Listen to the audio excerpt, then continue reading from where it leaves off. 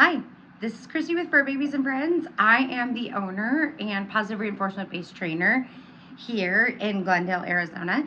And in prior videos, we talked about a dog's learning journey. We talked about the three major ways we subconsciously humanize our dogs. But I also thought it would be interesting to go over some of my training philosophies, some of my eat, live, breathe, and die forward training philosophies that have made a big difference, not only in my personal dogs, but also for my clients' dogs. So these might be something that you can add into your day-to-day, everyday life, because dog training is not just about finding segregated time to sit and train with your dog, but every interaction you have with your dog is a training moment. So if you can think of some of these training principles as you move forward, you're only going to better the relationship with your dog and have a more fulfilling relationship with your dog. So first major principle is 4 on the floor, meaning anytime we are interacting with our dogs, whether we are talking to them, looking at them, and especially touching them, because remember, touch reinforces behavior, whether it's good or bad behavior, we want to make sure our dog keeps all 4 paws on the floor. Because in doing this, we'll ward off a lot of bad behaviors, such as jumping, which is probably one of the biggest complaints I get from a lot of my clients, is that their dog is compulsively jumping on them. So every time we want to make sure we just keep 4 on the floor. If they can't keep 4 on the floor, then the rudest thing you can do is to ignore. So turn around, walk away, right? That's the correction. That's a disagreement. Like, I will not interact with you when you are jumping on me. However, then you turn around, ask for an alternative behavior. Dogs are not smart enough to problem solve what they were originally trying to achieve, which was your attention for jumping. So we can ask them first, let's say, for instance, just to sit. Then we can say, good boy, good girl, you did great. So 4 on the floor at all times. Now, if you go into agility or you're doing parkour or you're doing anything like that, it is okay to allow them to take 4 off the floor if they're gonna, you invite them on the couch, if you invite them on the bed, if you put them up on a rock, like that's one thing, because they are working with you and taking cues from you to do something. But just jumping on you or in any sort of way is never appropriate. So my second major philosophy and principle that I live by is physical force isn't training. So the example I always like to give is, if you went to Alcatraz as a prisoner versus a visitor, how would your experience be? It'd be pretty different, right? Because as a visitor, you are a willing participant, right? You are going there, you're like, oh, cool, look at this jail. You're seeing things, you're able to make your own choices, you have your own freedoms, you could leave whenever you want. But as a prisoner, you're stuck there. You have a limited amount of choice as far as what happens in your day-to-day life. That's all kind of managed by the prison facility. So when I say physical force isn't training, that is kind of an example that I think helps demonstrate the point. So one of the examples that I give in another video is about proper tool introduction. So when you go to put a collar, let's say on a puppy, expectation is that the puppy just sits there politely while we put on that tool. But the puppy's experience is very different. They're like, whoa, what is that? I don't know what that is. You're coming in my consent bubble. I'm uncomfortable, and then we latch it. Their sense of hearing is a lot greater than ours is.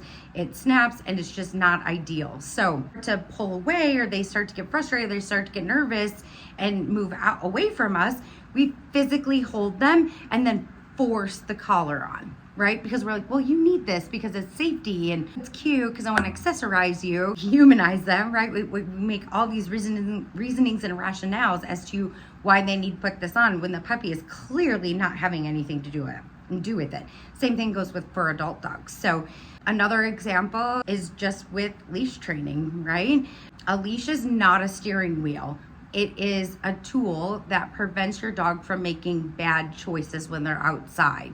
So really, a good walk is about getting cooperation, getting your dog's participation, having your dog being a willing participant as you're moving or as you're stopping. It is not about wrist wrapping the leash as tight as you can and saying heel and putting them in placement, that's not them choosing to be there.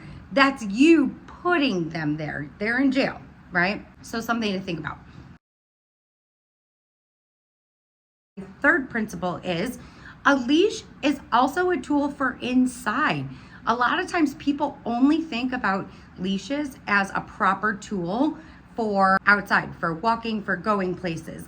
But it's actually a really good tool for any sort of behavior regulation. So for puppies, as an example, if you really struggle with keeping an eye on your puppy during their free time and they're having consistent accidents, it might be a good idea to tether or leash your dog to you so that you can, one, catch their cues if they have to potty before they have an accident, or two, you can see directly when they have an accident. You can pick them up and take them outside and let them finish outside and then clean up after. And that way the dog puppy doesn't build power learning to go potty in the house. So the fourth training principle that I always live by and I tell my clients is that avoidance isn't training, okay? So if your dog's doing a behavior and it annoys you and you really don't want it anymore, ignoring it is not going to make that problem any better, right? You need to be able to find a solve for it or figure out the motivators behind your dog's behavior and then help think of a solve for it. Another aspect where I see this is, especially a lot with leash reactive dogs, is I'll never forget one time I was walking with a client and their dog, and there were traffic cones, and the client moved to the other side of the street, went as far away from as possible, and I was so confused about what was going on. And I was like, why didn't you just stay on the sidewalk? She's like, oh, he doesn't like traffic cones. They really freak him out. And I'm like, okay. So is avoiding the traffic cones gonna help your dog feel any better in the future when you do come across traffic cones? Because it's not like it's never gonna happen again. And she goes, well, no. And I was like, exactly. So let's work through how we can help him feel better about these traffic cones, how we can build curiosity, how we can build confidence, how we can just help him feel better, not only about those traffic cones, but how to explore and be curious about other things in the future. If you, as an owner, can't take those cues, or read your dog's body language when those things are going on, there's no learning and development that ends up taking place.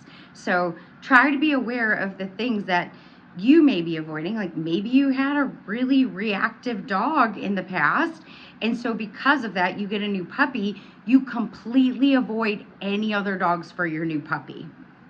You have to let some of that trauma, some of that stress go from your past dog, because your new puppy is not that old dog, and your new puppy deserves opportunity to learn, explore, and develop, so that most importantly, so that they don't end up becoming reactive in the future. And proper socialization, especially safely with leash, is one of the best ways to do that. So I hope you enjoyed my 4 major principles that I live by for training both my own dogs and for my clients' dogs.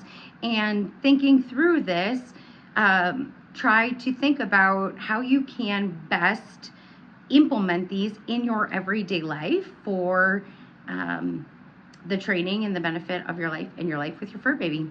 So I hope you enjoyed this video. If you did, please like, comment, and share, and we will be around with even more training content here shortly. So stay tuned. Thanks for watching.